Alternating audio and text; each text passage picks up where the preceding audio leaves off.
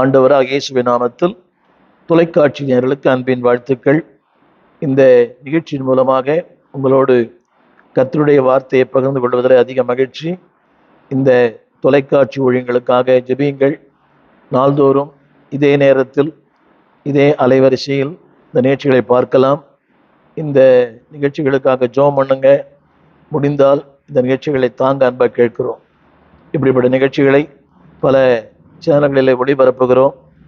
உங்களுடைய ஜெபத்தையும் உங்களுடைய ஒத்துழைப்பு அதிகமாக நாடுகிறோம். இந்த நாளினுடைய தலைப்பு என்னவென்றால், இவைகள் என்று மாறும், இவைகள் என்று மாறும். அல்லாவிட்டால் இதுவரைக்கும் இந்த பாடுகள், இதுவரைக்கும் இந்த போராட்டங்கள். எரேமியா குறித்து வேதம் சொல்கிறது, அவன் தாயின் கருவிலேயே அவன் தேவனால் தெரிந்து கொள்ளப்பட்டான். எரேமியா 1 அதிகாரம் 5 கர்த்தர் சொல்லுகிறார், உன் தாயின் கருவிலே அன்னை உருவாக்கினேன், தெரிந்து கொண்டேன், பெயர் சொல்லி அழைத்தேன். தேவனால் அழைக்கப்பட்ட ஒரு மனிதனுடைய வாழ்க்கையிலே எரேமியா புஸ்தகம் 10 அதிகாரம் 16 அந்த வார்த்தை இப்படி சொல்லுகிறது, ஐயோ நான் ஒருக்கப்பட்டேன், என் காயம் கொடிதாயிருக்கிறது, ஆனாலும் இது நான் சகிக்க வேண்டிய என் நோய் என்று நான் சொல்லுவேன். இது ஒரு பாவியின் குமரல் அல்ல, ஒரு பரிசுத்தவானினுடைய குமரல். அவர் சொல்லுகிறார், ஐயோ. இந்த ஐயோ என்ற வார்த்தையின் பொருள் என்னவென்றால், சகிக்க முடியாத, தாங்க முடியாத, கிரகிக்க முடியாத, ஏற்றுக்கொள்ளப்பட முடியாத ஒன்றுக்குத்தான் ஐயோ என்று சொல்லுவோம். அது எப்பவுமே அடிக்கடி வர்றதில்லை. அந்த ஐயோ என்று சொல்லும் போதே ஒரு ஆதங்கம், ஒரு புலம்பல், ஒரு வேதனை. இங்கே பலருடைய வாழ்க்கையிலே இது நடக்கலாம். ஆரம்பத்திலே சொன்னேன், அவன் சொல்லுகிறான், நான் நொறுக்கப்பட்டேன். அடுத்த வார்த்தை, என் காயம் கொடிதாய் இருக்கிறது. இது மனித வாழ்க்கையில் ஏற்றுக்கொள்ளப்பட முடியாத ஒரு காரியங்கள். இவை நடக்கும்போது உலகம் 1000 காரியங்கள் நமக்கு சொல்லும். நீ தவறு செய்து விட்டாய், நீ தேவனை விட்டு விட்டாய், தேவன் மேல பிரியமா இல்லை, தேவன் உன்னை சிற்றிக்கிறார், உலகம் 1000 சொல்லும். ஆனாலும் இந்த தேவ மனிதன், இவர் தாயின் கருவிலே தீர்க்கதரிசி, அநேகருக்கு கர்த்தருடைய வார்த்தை சொல்லுகிறார். ஆனால் இவர் சொல்றார், நான் நொறுக்கப்பட்டேன். அன்பான கர்த்தர் பிள்ளையே, இது எல்லாருடைய வாழ்க்கையில் நடக்கிற ஒரு உண்மை சம்பவங்கள்.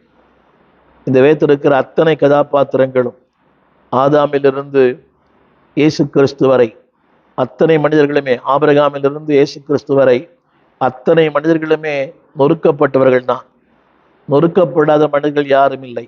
இன்றைக்கு நம்முடைய தேசத்தில் கர்த்தரால் பயன்படுத்தப்படுகிற எல்லா தேவ மனிதர்களும், வாழ்ந்து முடிந்த எல்லா தேவ மனிதர்களுமே இப்படிப்பட்ட நொறுக்கப்பட்ட மக்கள் தான். எத்தனையோ தேவ மனிதர்களை பார்த்திருக்கிறேன். அவருடைய காயங்கள் கொடிது, நேரடியாய் பார்த்தேன். அவருடைய அந்த மரண தருவாயிலே என்னை கவர்ந்த என்னுடைய முன்னோடி பாஸ்டர் ஜீவானந்தம் அவரால் அதிகமாக நான் ஊக்குவிக்கப்பட்டேன். எந்த கூடுகையில் போனாலும் அவர் என்னை பயன்படுத்துவார். ஆரம்ப நாட்களில் பெரிய கூடுகையாக இருக்கும், ஆனால் எனக்கு ஒரு 10 நிமிஷம் டைம் கொடுப்பார் என்னை பேச சொல்லி. அவ்வளோ பெரிய ஒரு பரந்த மனப்பான்மை உடையவர். தன் மேடை யாருக்கும் பகிர்ந்து கொடுக்காத இந்த காலத்தில் 4 பேருக்கு முன்னாடி சொல்லுவார், இந்த தம்பியை பயன்படுத்துங்க, நல்லா பேசுவார், நல்லா கர்த்தருடைய வார்த்தையை போதிப்பார், என்ன மாதிரி பேசுவார்னு சொல்லுவார். அவருடைய மரணப்படுக்கையிலே பார்த்தேன். ஒரு குறுகிய உடம்பு, கையெல்லாம் மெலிந்து, உடலெல்லாம் வற்றி போய், அதே போல நண்பர் ஜான் சாலமன் அவர்கள் அழகான தோற்றமுடையவர். அவர் மரணப்படுக்கையிலே அவரை பார்க்க முடியாத ஒரு நிலைமை. இவை ஏன் சொல்லுவது என்று சொன்னால், இவையெல்லாம் மனித வாழ்க்கையின் இயல்பு. மனித வாழ்க்கையில் இதெல்லாம் சர்வசாதாரணமானது. இதைத்தான் நாளை சொல்ல நம்புகிறேன். என்னுடைய செய்தியினுடைய இன்னொரு பகுதியை நான் சொல்ல நம்புகிறேன். இவையெல்லாம் மாறும், எல்லாமே மாறும். உங்கள் காயங்கள் மாறும். அடுத்தவர் சொல்லுகிறார், நான் நொறுக்கப்படுகிறேன். என் செய்தியை கேட்டுக்கொண்டிருக்கிற அன்பான தேவ பிள்ளைகளே, குடும்பத்தால் நொறுக்கப்படலாம், பிள்ளைகளால் நொறுக்கப்படலாம், வாழ்க்கையில் நொறுக்கப்படலாம், கணவரால் நீங்கள் நொறுக்கப்படலாம். அநேக ஊழியர்கள் கூட நொறுக்கப்படுகிறார்கள் விசுவாசிகளால். எனவே தான் அநேக ஊழியர்கள் இன்றைக்கு ஊழியத்தொட்டு போயிடுறாங்க. அநேக மெய்ப்பர்கள் இன்றைக்கு சுவிசேஷர்களாய் மாறிவிடுகிறார்கள். காரணம் அந்த வசனம் போட்டிருக்குது, அது கொடிதாக இருக்கிறது. நிறைய பாஸ்டர்ஸ் தே பிகேம் இவாஞ்சலிஸ்ட். காரணம் என்னன்னா, வாழ்க்கையின் பாடுகள், வாழ்க்கையின் போராட்டங்கள். அவர் சொல்றாரு, என்னால் அது சகிக்க முடியாது. ஆனால் ஒரு வார்த்தை சொல்றாரு, ஆனாலும் இது நான் சகிக்க வேண்டியது. எத்தனை அருமையான வார்த்தை! திரும்ப திரும்ப சொல்லுகிறேன், இதுதான் ஒரு தேவனுடைய பிள்ளைக்கு. அன்பானவர்களே, don't try to run away from the problem. பிரச்சனை விட்டு ஓட ஓட நீங்கள் முயற்சித்தால் அதுவே உங்களுக்கு பிரச்சனையாக மாறிடும். உங்கள் நிழல் உங்கள் பின்னால் தான் வரும். ஆனால் ஒவ்வொரு காயத்திற்கு பிறகும், ஒவ்வொரு நொறுக்குதலுக்கு பிறகும் ஒரு மாபெரும் வெற்றியை கற்று வைத்திருக்கிறார். Every pain will give the gain, every sorrow will lead in to song, every murmuring will turn in to music. உடைய முறுமுறுப்புகள் இசையாய் மாறும், உடைய போராட்டங்கள் வெற்றியாய் மாறும். போராட்டம் இல்லை என்றால் வெற்றியே இல்லை. இந்த நாளிலே அந்த எரேமியா சொல்லுகிற அந்த முதல் வார்த்தை, எரேமியாவின் புஸ்தகம் 10ஆம் அதிகாரம் 19ஆம் வசனம், நான் என்ன சொல்லுவேன். பல நேரங்களிலே நம்மால் செயல்பட முடியாத நிலைமை. ஆங்கிலத்தில் சொல்லுவார்கள் பேரலைஸ்ட். ஜெபிக்க தெரியும், ஆனால் ஜெபிக்க முடியாது. வசனம் தெரியும், ஆனால் அந்த நேரத்தில் நமக்கு ஞாபகம் வராது. அவர் சொல்லுகிறார், நான் என்ன சொல்லுவேன். அது ஒரு வார்த்தை சொல்லப்பட்டது, இது சகிக்க வேண்டிய என் நோய். நிறைய பேருக்கு அது இல்லை. எனக்கும் அது இருக்குதான்றது பெரிய கேள்விதான். பிரசங்கம் பண்றது ஈஸி, ஆனால் அந்த நேரங்களில் அதை நின்று சமாளிப்பது மிக கடினம். அவர் சொல்லுகிறார், நான் இதை சகிக்க வேண்டிய, ஆங்கிலத்தில் என்டியூரன்ஸ், அந்த பொறுமை. இந்த பொறுமை யோபின் வாழ்க்கையிலே பார்க்கிறோம். எனவேதான் யாக்கோபின் நிருபத்தில் வாசிக்கிறோம், யோபின் அவனுடைய பொறுமை குறித்து கேள்விப்பட்டிருக்கிறோமே, அதன் முடிவையும் கண்டிருக்கிறோமே. இன்றைக்கு பல நேரங்களில் அந்த பொறுமை இல்லை. நம்ம நினைக்கிறோன்னா எல்லாமே உடனடியாய், நான் வாழ்கிற உலகம் இன்ஸ்டன்ட் வேர்ல்ட், எல்லாமே உடனடியாய். தேவன் நிதானமாய் செய்வார், நேர்த்தியாய் செய்வார். அவர் சொல்லுகிறார், இது நான் சகிக்க வேண்டிய என் நோய்.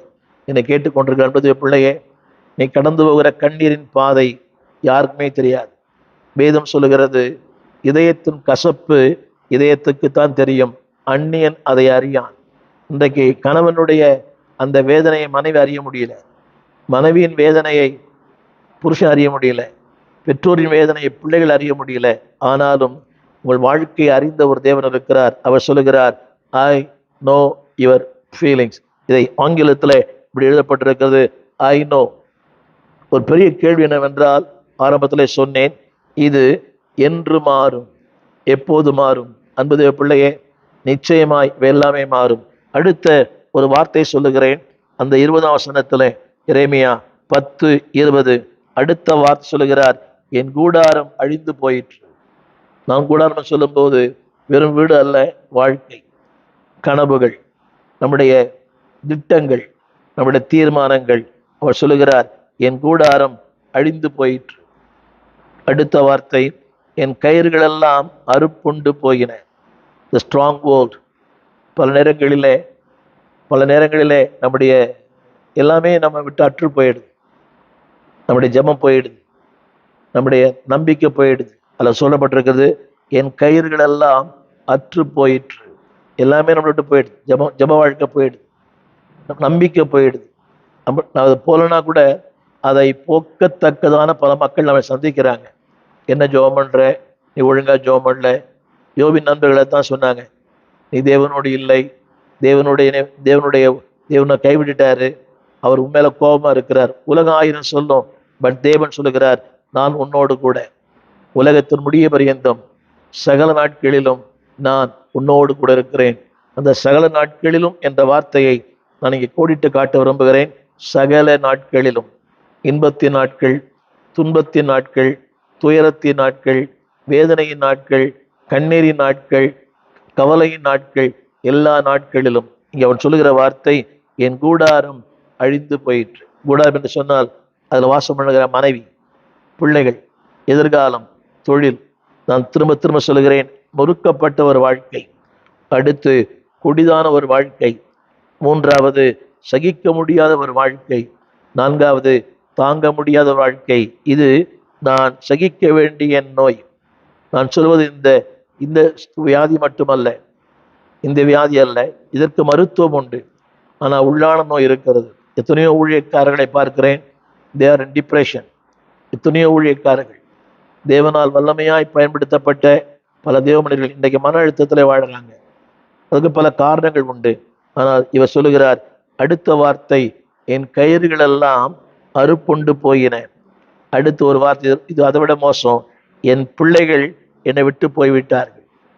யோசித்து பாருங்கள், உங்களால் நன்மை பெற்றவர்கள், வளர்த்து ஆளாக்கினவர்கள், நீங்க நம்பினவங்க எல்லாம் ஒரு நாள் கொண்டு போயிடுவாங்க. இதுதான் பக்தன் பாடினான், நாம் நாம் துணை என சொன்னவர்கள் நம்மை நட்டாற்றில் விடுவார்கள். அவர் சொல்லுகிறார், என் பிள்ளைகள் என்னை விட்டு போய்விட்டார்கள், அவர்களில் ஒருவனும் இல்லை. ஒருவேளை வேதம் இருந்தால் இந்த வார்த்தையை நீங்கள் திரையில் கூட பாருங்கள், அவர்களை ஒருவனும் இல்லை. அப்படின்னா ஒன்றுக்கு மேற்பட்ட பிள்ளைகள், ஒருவனும் இல்லை. இதான் உலகம். இதைத்தான் ஆண்டவர் சொல்லுகிறார், நோக்கி பார்த்தேன் ஒருவனும் இல்லை. எனவேதான் ஏசு 53, அவர் புயமே அவர் ரட்சிப்பாயிற்று. திரும்ப ஓசியாவில் வாசிக்கிறோம், விண்ணப்பம் பண்ணுகிறவன் ஒருவனும் இல்லை என்று கண்டு. நீங்க நினைக்கலாம், அவர் ஜெபம் பண்ணுவார், இவர் ஜெபம் பண்ணுவார், அவர் என்ன தாங்குவார். இவர் சொல்லுகிறார் பாருங்கள், என் பிள்ளைகள் என்னை விட்டு போய்விட்டார்கள், அவர்களில் ஒருவனும் இல்லை. அடுத்த வார்த்தை, என் கூடாரத்தை விரித்து என் திரைகளை தூக்கி கட்டுவார் இல்லை. இதுதான் வாழ்க்கை. என் கூடாரத்தை விரித்து என்னுடைய திரைகளை தூக்கி கட்டுவார் இல்லை. என்னை கேட்டுக்கொண்டிருக்கிற அன்பான தேவ பிள்ளையே, ஒருவேளை இது இது இது இவைகள் இல்லாவிட்டாலும் இவைகளைப் போல ஒரு சம்பவத்தை கடந்து போயிருக்கலாம். யாரும் இல்லை. ஆரம்பத்தில் சொன்னேனே, அழிந்து போயிற்று. இரண்டாவது அற்று போயிற்று. மூன்றாவது எல்லாம் போனது. அடுத்து தூக்கி கட்டுவார் யாரும் இல்லை. உன்னை தூக்கி சுமக்க யாரும் இல்லை என்றாலும் உன்னோடு கூட வருகிறார். அவர் உன்னை தூக்கி சுமக்கிறவர், தாயின் கருவிலே உன்னை சுமந்தவர்.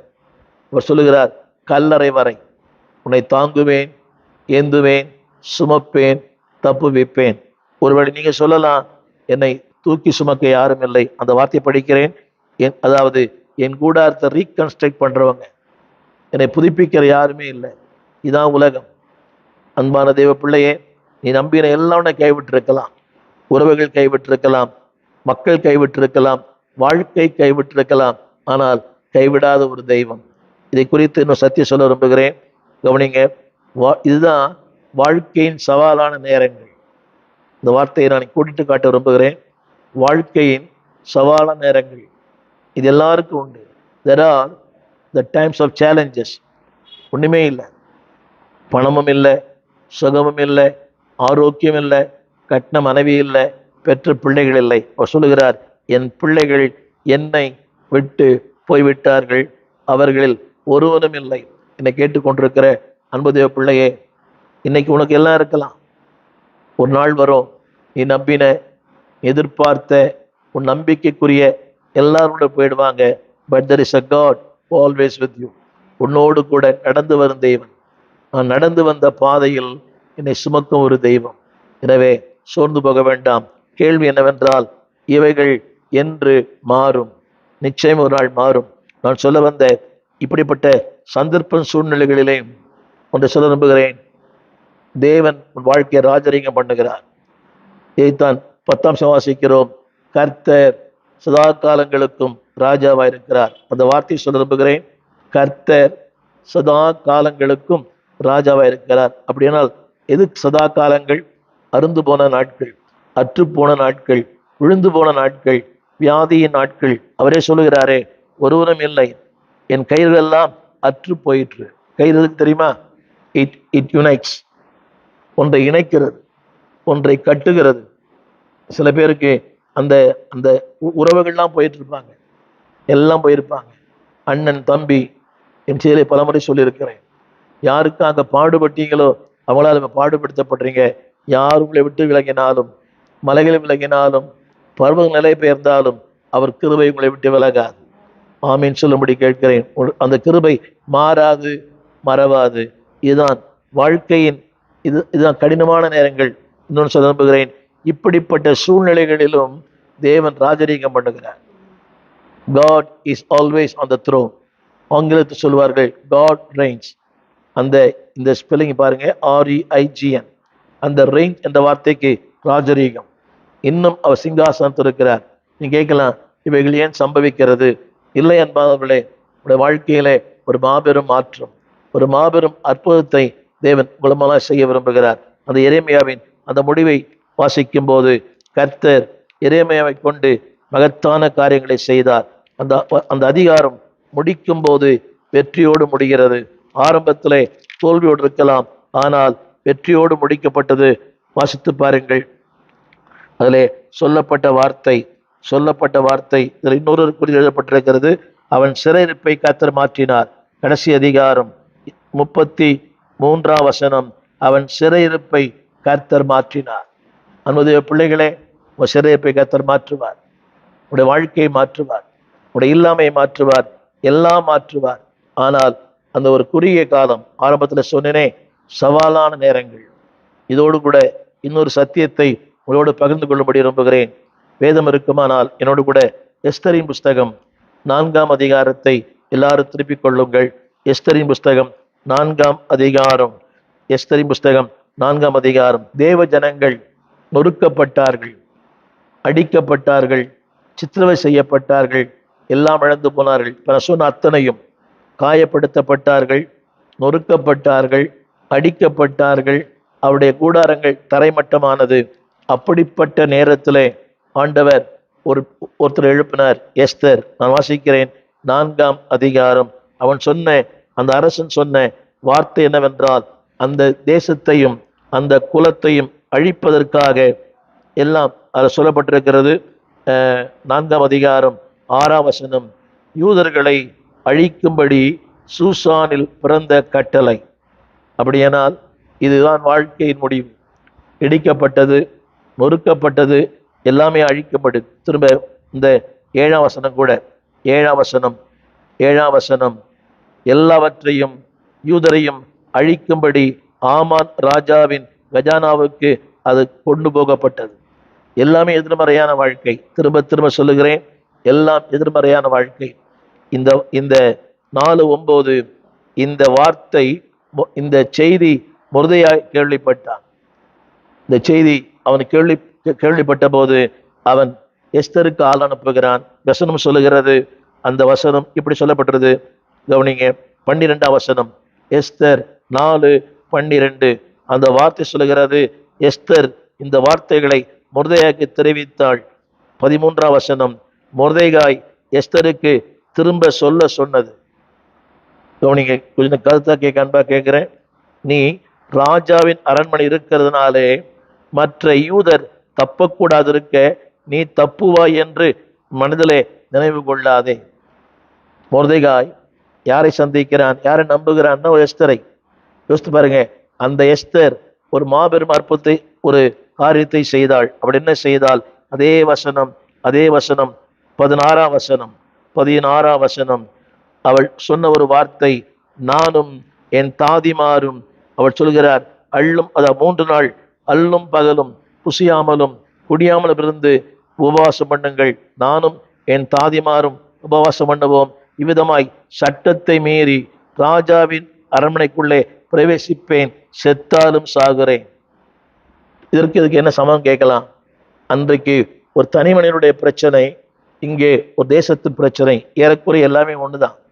ஆனால் அந்த பிரச்சனையை தேவன் மாற்றினார். வாசிக்கிறேன், கேளுங்கள். அந்த வசனம் இப்படி சொல்லுகிறது, தேசத்திலே அங்கே மகிழ்ச்சி உண்டாயிற்று, ஆரவாரம் உண்டாயிற்று. 8ஆம் அதிகாரம் 15ஆம் வசனம், ராஜாவின் அங்கே சூசான் தேசம் ஆர்ப்பரித்தது, மகிழ்ந்திருந்தது. சூசான் தேசம் நொறுக்கப்பட்டது, இடிக்கப்பட்டது, எல்லாமே ஆடப்பட்டது. ஆனால் எஸ்தர் 8:15 சொல்கிறது, அதாவது சூசான் நகரம் ஆர்ப்பரித்தது, மகிழ்ந்திருந்தது. அடுத்த வார்த்தை, யூதருக்கு வெளிச்சமும் மகிழ்ச்சியும் களிப்பும் கனமும் உண்டாயிருந்தது. அடுத்த வார்த்தை, அன்பானவர்களே, அந்த தேசத்திலே அநேகர் யூத மார்க்கத்தில் அமைந்தார்கள். கடைசி வார்த்தை 8ஆம் அதிகாரம், அதாவது அநேகர் யூத மார்க்கத்தில் அமைந்தார்களாம். யோசித்து பாருங்கள். எந்த ஜனங்கள் விரோதமாய் பேசினார்களோ, எந்த ஜனங்கள் தேவன் விரோதமாய் வாழ்ந்தார்களோ, அதே ஜனங்கள் வேதம் சொல்லுகிறது அவர்கள் அநேகர், அந்த வசனம் சொல்லுகிறது அநேகருக்கு பயம் சேர்ந்ததாம். அந்த பயம் 8ஆம் அதிகாரம் 17ஆம் வசனம், அந்த தேசத்தில் இருக்கிற ஜனங்களுக்கு பயம் அவர்களை பிடித்தது, அநேகர் யூத மார்க்கத்தில் அமைந்தார்கள். என்னை கேட்டுக்கொண்டிருக்கிற அன்பு தேவ பிள்ளையே, இத்தனை ஆரம்பத்திலே சொன்னேன், இவைகள் என்று மாறும், நிச்சயம் மாறும். காலங்களும் மாறும், காட்சிகளும் மாறும், கர்த்தருடைய வார்த்தை மாறவே மாறாது. ஒருவேளை என்னை கேட்டுக்கொண்டிருக்கிற நீங்கள் யாரானாலும் இப்படிப்பட்ட நிலையில, நான் எரேமியாவிலே ஒரு தனி மனிதன், ஒரு குடும்பம், எஸ்தர் ஒரு தேசம், தேவன் தனி மனித வாழ்க்கையும் ஒரு தேசத்தையே மாற்ற முடியுமானால் உன் வாழ்க்கையை மாற்ற மாட்டாரா? ஒரு தேசத்தையே தலைகளை மாற்றினார். பயம், வேதனை, கண்ணீர், திகில், இப்படிப்பட்ட தேசத்திலேயே ஒரு மகிழ்ச்சியை தர முடியுமானால் உன் வாழ்க்கையில அதை விட மேலான ஒன்றை தருவார். அவர் சொல்லுகிறார், மகிழ்ச்சியும் களிப்பும் ஆனந்தம் உண்டாயிற்று. இன்னும் 2 வசனம் சொல்ல விரும்புகிறேன். 143ஆம் சங்கீதம், சங்கீதம் 143 அந்த வசனத்தை தாவீது தன் வாழ்க்கையில் அனுபவித்தான். 143ஆம் சங்கீதம் அந்த வார்த்தை சொல்லுகிறது, கர்த்தாவே என் ஜெபத்தை கேளும், என் விண்ணப்பங்கள் செவி கொடும், எனக்கு உமது உண்மையின்படியும் உம்முடைய நீதியின்படியும் எனக்கு உத்தரவு செய்யும். இதே நிலைக்குள்ளே தாவீது கடந்து போனார். அவன் சொல்லுகிற வார்த்தை, என் ஜெபத்தை கேளும், 2வது என் விண்ணப்பங்களுக்கு செவி கொடும், 3வது உமது உண்மையின்படியே. என்னை கேட்டுக்கொண்டிருக்க அன்பு பிள்ளையே, தேவன் அவருடைய உண்மையின்படியே காரியங்களை செய்வார். திரும்ப சொல்லுகிறேன், நான் உண்மை இல்லாதவன், ஆனால் அவர் உண்மை உள்ளவன். இதைத்தான் தீமோத்தேயுவில் வாசிக்கிறோம்.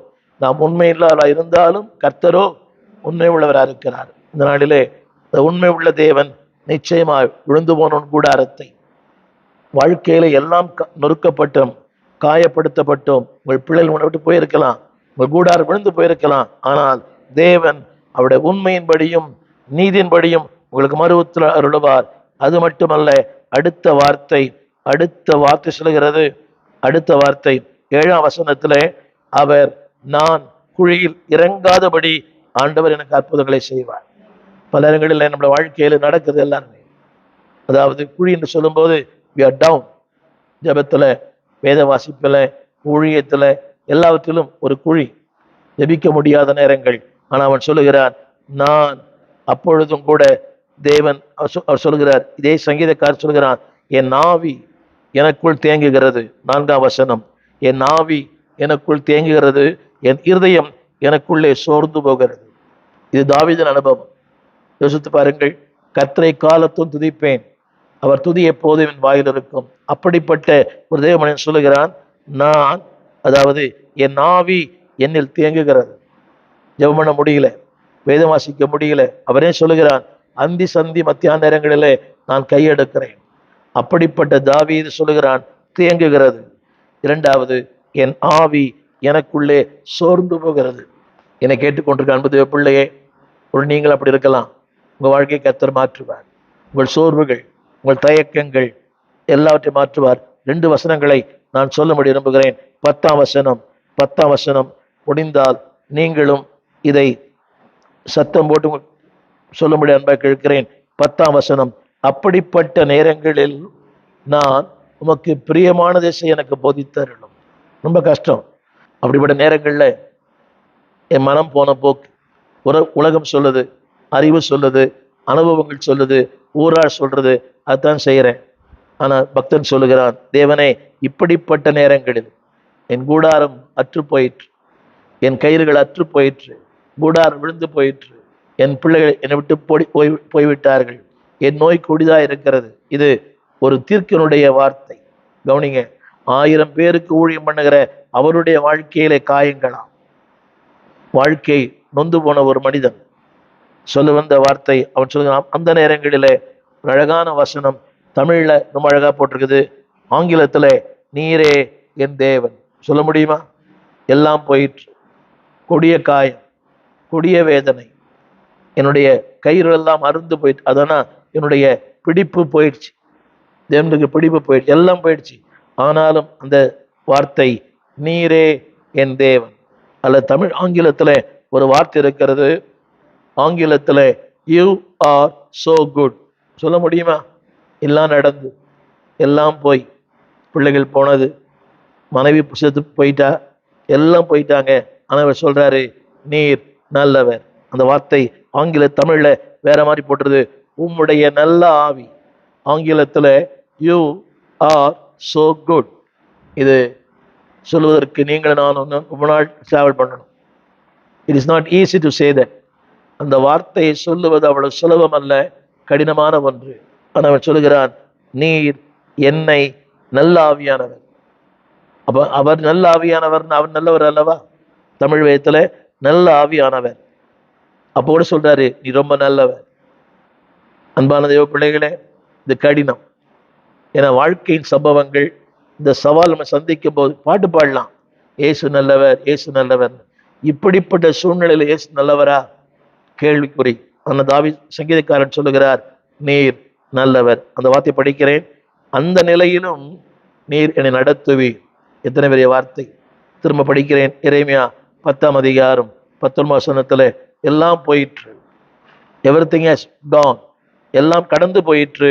ஆனாலும் சங்கீதக்காரன் சொல்கிறார் நீர் என்னை நடத்துவீர். அடுத்த வார்த்தை அதே 143ஆம் சங்கீதம் 11ஆம் வசனம், என்னை எல்லா இடுக்கணுக்கும் நீங்களாக்கி விடுவிப்பீர். ஆமீன் சொல்வீங்களா? எல்லா இடுக்கணுக்கும் நீர் என்னை நீங்களாக்கி விடுவிப்பீர். ஏன் தெரியுமா? என் நீதி அல்ல, உம்முடைய நீதி. அந்த வார்த்தை சொல்லப்பட்டது, உம்முடைய நீதியின்படியே என்னை நீங்களாக்கி விடுவிப்பார். என்னை கேட்டுக்கொண்டிருக்கிற அன்பு தேவ பிள்ளையே, அதுல இன்னொரு வசனம் கூட சொல்லி முடிக்க விரும்புகிறேன். இன்னொரு வசனம், அதாவது அந்த வார்த்தை போட்டிருக்குது, சத்துருக்கள் அழிக்கிறார்கள், என் ஆத்துமா ஒடுங்கி போயிருக்கிறது, எல்லாம் உண்மை, ஆனாலும் என்னை விடுவிப்பேன். இந்த நாளிலே ஒருவேளை சத்துருவால், உறவுகளால், சொந்தங்களால், நன்மை பெற்றவர்களால் நீங்கள் அழிக்கப்படலாம். நான் சொல்லுவது உங்களுடைய ஆவி, உங்களுடைய சிந்தை, உங்களுடைய செயல்பாடு எல்லாமே ஒண்ணுமெல்லாம் போயிருக்கலாம். ஆனா தேவன் சொல்றாரு நான் உம்மை விடுவிப்பேன். ஏன் தெரியுமா? அதுல ஒரே ஒரு வார்த்தை, 143ஆம் சங்கீதம் 12ஆம் வசனம், அவருடைய கிருபையும் அவருடைய உண்மையும் உங்களை விட்டு விலகாது. உலகமே மாறலாம், தேவன் சொல்கிறார் என் கிருபை உன்னை விட்டு விலகாது. அந்த வசனம் போட்டு எழுதியிருக்கிறது, உம்முடைய கிருபையும் உம்முடைய நீதியும் அவர் உன்னை விட்டு விலகாது. அது அந்த கிருபை என்ன செய்யும் தெரியுமா? என்ன செய்யும்? யாரெல்லாம் உன்னை ஒடுக்குகிறார்களோ, எவையெல்லாம் உன்னை ஒடுக்குகிறதோ அவைகளை அவர் சங்காரம் பண்ணுவார். அந்த வசனம் போட்டிருக்குது, ஒடுக்கிற யாவரையும் சங்காரம் பண்ணுவார். அதனால்தான் சங்கீதக்காரன் சொன்னார், நானும் நீதியினால் உடைய முகத்தை தரிசிப்பேன். எல்லாம் போனது. சொல்ல போனார் அன்பானவர்களே, எரேமியா குடும்பம் பாதிக்கப்பட்டது, எஸ்தர் தேசம் பாதிக்கப்பட்டது. அங்கே இந்த எரேமியாவை தூக்கி நிறுத்தினார். அவனுடைய வாழ்க்கை மாறிற்று, தேசம் பாதிக்கப்பட்டது, தேசமே மாற்றப்பட்டது. இங்கே சங்கீதக்காரன் சொல்லுகிறான், ஒடுக்கப்பட்டேன், நொறுக்கப்பட்டேன். அல்ல, நான் சொன்ன வார்த்தை, என் ஆவி தேங்குகிறது, என் இருதயம் சோர்ந்து போகிறது. யோசித்து பாருங்கள். ஆனாலும் அதுல இன்னொரு வார்த்தை, 6ஆம் வசனம், என்னுடைய ஆவிக்குரிய வாழ்க்கை வறண்டு போயிருக்கிறது. My spiritual life is try. எல்லாம் வறண்டு, ஜபம் போயிடுச்சு, வேதவாசம் போயிடுச்சு, ஊழியம் போயிடுச்சு, ஆத்தும பாரம் போயிடுச்சு. Just like a try land. தமிழ்ல வறண்ட நிலத்தை போல, இல்ல வறண்ட நிலத்தை போல. ஆனால் ஒண்ணு சொல்றாரு, இவர்களுக்கு மத்தியிலே நோக்கி பார்க்கிறேன். இந்த செய்தியை கேட்கிற அன்பு தேவ பிள்ளையே, என்னுடைய செய்தியுடைய தலைப்பை திரும்ப சொல்ல விரும்புகிறேன். இவைகள் என்று மாறும், சூன் அண்ட் வெரி சூன், நிச்சயம் மாறும். காலங்கள் மாறும். ஏனென்றால் காலங்களை மாற்றுகிறவர் கர்த்தர். ஆங்கிலத்தில் சொல்லுவாங்க, இதைத்தான் அந்த ஷாத்ராக் மேஷக் ஆபேத்நேகோ சொன்னாங்க, அவர் விடுவிக்காமற் போனாலும் இல்லை, நிச்சயம் விடுவிப்பார். எங்கெல்லாம் நீங்கள் விழுந்து போனீர்களோ இங்கே தூக்கி எடுப்பார். எங்கெல்லாம் நீங்கள் பரியாசம் பண்ணப்பட்டீர்களோ அங்கெல்லாம் உங்களை புகழ வைப்பார். யாரெல்லாம் விட்டு போனார்களோ அவளை கொண்டு சேர்ப்பார். அவர் சொல்லுகிறார், இந்த வசனத்து கடைசி வார்த்தை 143:13, உம்முடைய கிருபை என்னை தாங்கும், உம்முடைய கிருபை என் சத்துருக்களை அழிக்கும், உம்முடைய கிருபை என்னை ஒடுக்கிற யாவரையும் சங்காரம் பண்ணும். அது மட்டுமல்ல, எந்த நிலையிலும் நீ எதை விட்டுறான் தெரியுமா? அவன் ஒரு வார்த்தை சொல்லுகிறான், நான் உடைய பிள்ளை. அந்த வார்த்தை திரும்ப சொல்லுகிறேன், God reigns. தேவன் ராஜரிகம் பண்ணுகிறார் எல்லா நிலைகளிலும், எல்லா சூழ்நிலையிலும். என்னை கேட்டுக்கொண்டிருக்கிற அன்பு தேவ பிள்ளையே, உன் நிலைமை எனக்கு தெரியாது, உங்க சூழ்நிலை எனக்கு தெரியாது, எனக்கு கடந்து போகிற கண்ணீரின் பாதை எனக்கு தெரியாது. But God knows everything.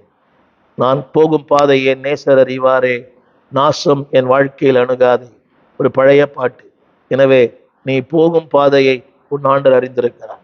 அவருக்கு எல்லாம் தெரியும். He knows ups and downs. நான் சொல்லி தெரிய வேண்டிய அவர் அவசியம் இல்லை. மனுஷனுக்கு சொன்னதான் புரியும், அவருக்கு சொல்லாமலே தெரியும். அதே எரேமியாவை தூக்கி எடுத்தவர், ஒரு தேசத்தையே தூக்கி எடுத்தவர். யோசிச்சு பாருங்க, ஒரு தேசம் எவ்வளவு ஜனங்க இருப்பாங்க, ஒரு தேசத்தையே தூக்கி எடுத்தவர். யூதருக்கு களிப்பும் மகிழ்ச்சியும் ஆனந்தம் உண்டாயிற்று. அடுத்த வார்த்தை போட்டிருக்குது, அநேகர் யூத மார்க்கத்தை சேர்ந்து கொண்டார்கள். அப்படியானால் உடைய நெருக்கங்கள், உடைய பாடுகள் யாரோ ஒருவருக்கு பாடமாக அமையும். திரும்ப சொல்லுகிறேன், உங்கள் நெருக்கங்கள், உங்கள் பாடுகள் யாரோ ஒருவருக்கு பாடம். அவங்க பார்ப்பாங்க, இவ்வளோ நெருக்கம், இவ்வளோ பாடு, இவ்வளோ பிரச்சனை, how can they live? எப்படி வாழ முடியும்?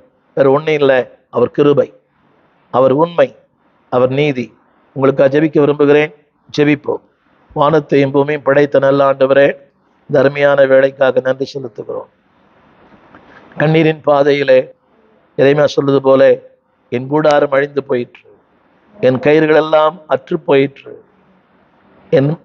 இந்த சூழ்நிலை மகா கொடிது. ஆனாலும் என்ற வார்த்தை சொல்லுகிறாரே, அதே எரேமியாவை மாற்றி அமைத்தவர். எஸ்தரின் புஸ்தகத்தில் ஒரு தேசமே அழிக்கப்பட போனது, ஆனால் கர்த்தர் மாற்றி அமைத்து அதனால யாரெல்லாம் அழிவின் பாதையில சொல்ல முடியாத வேதனையிலும் கண்ணீரிலும் களிப்பிலும் இருக்கிறார்களோ அவர்களை மாற்றும். நம்முடைய கரம் தாங்கி நடத்தட்டும் ஐயா. தொடர் நன்மைகளால் நிரப்பும். ஆண்டவரே, எங்களுடைய காயம் கொடிது, எங்களுடைய காயங்கள் சொல்ல முடியாத ஆண்டவரே, சொல்லக்கூடிய சொல்லக்கூடாத காயங்கள் நிறைய பேருக்கு உண்டு. மாற்றும் காயங்கள், மாற்றும் நல் ஔஷதம் நீதான் ஐயா. நீர் காயம் கட்டுகிறவர் ஐயா. Your a God of compassion. மனதுருக்கமுள்ள தேவன், நல்ல சமாரியனே. நாளிலே யாரெல்லாம் காயத்தோடு குற்றுயிரோடு போராடி கொண்டிருக்கிறார்களோ அவருடைய காயங்களை கட்டுவீராக, ஒரு வழியை உண்டு பண்ணுவீராக, நித்தியத்திலே கொண்டு போய் சேர்ப்பீராக. முதநாமம் மையப்படட்டும். இயேசுவின் நாமத்து நல்ல பிதாவே, ஆமென். அன்பானவர்களே, இந்த செய்தி உங்கள் ஆசீர்வாதமாக இருக்குமேயானால் அடுத்தவர்களுக்கு அனுப்புங்கள். இந்த செய்திகளை குறித்த கருத்துக்களை உங்களோடு பகிர்ந்து கொள்ளுங்கள். God bless you. எங்கள் விலாசம்: போதகர் ஸ்டீஃபன் தேவகுமார், திறந்த வாசல் சபை, நம்பர் 65, பரமானந்த தெரு, 7 கிணறு, சென்னை 600001. தொடர்புக்கு 9841839287. மேலும் 04443183330. எங்கள் மின்னஞ்சல் stephenopendor@gmail.com. எங்கள் தேவ செய்திகளை யூடியூப் சேனலில் பார்த்து பயனடையுங்கள். தேவன் உங்களை ஆசீர்வதிப்பாராக.